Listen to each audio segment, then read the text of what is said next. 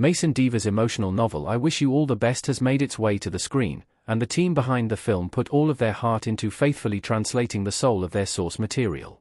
The coming-of-age drama centers on Ben DeBacker, a high school senior who comes out to their parents as non-binary, but is swiftly thrown out of their home, turning to their estranged older sister, Hannah, for help. Hannah, along with her husband Thomas and their infant, take Ben in and set them up at the high school Thomas works at in order for them to finish their education. Despite their efforts to stay an anonymous entity among their classmates, Ben begins to grow close with Nathan, a charismatic classmate for whom they develop feelings, and Ms. Lyons, the school's art teacher who works to help Ben unlock their creativity and help them process their turbulent family situation. Tommy Dorfman, best known for her acting work in Netflix's 13 Reasons Why and the CW's Jane the Virgin, makes her feature directorial debut on I Wish You All the Best and has assembled a star-studded roster for it.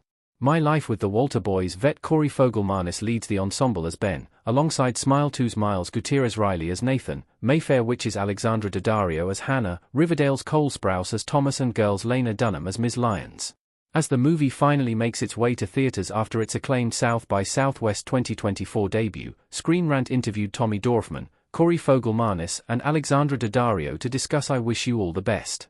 In looking particularly at the most important element of the novel Dorfman sought to adapt, the writer-director pointed to the intimacy of Deaver's source material, describing how reading the book fully immerses readers in Ben's story, feeling most protective and most precious about exploring Ben's emotional rollercoasters. Dorfman found that once she had determined the best way to capture their inner struggles, everything else came in through that perspective, with the script then falling into place.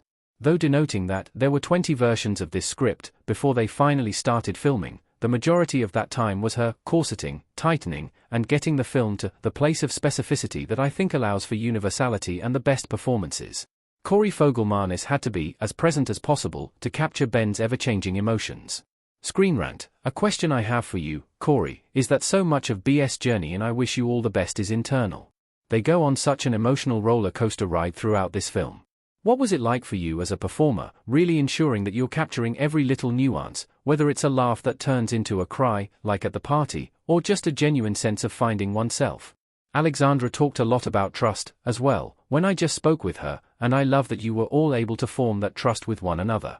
That brings me to another question I have for you, Corey, which is that so much of BS' story revolves around letting their walls down with Nathan and with Ms. Lyons. I know that this may get you in trouble with one of them, but I would love to hear if, between Lena and Miles, there was anybody whose connection you felt really carried over from off-camera into on-camera for your scenes together. Alexandra Daddario got to explore her maternal instincts through her character. Screen Rant, I want to talk about Hannah, because she is such a nicely layered character, in that she wants to be this great ally and strong sister, but also has a family that she's trying to raise. Looking at a scene, like after the party, when B comes home late, what is it like finding the balance between all of those layers playing this character throughout the film? I love the way that really resonates in your and Corey's dynamic on screen.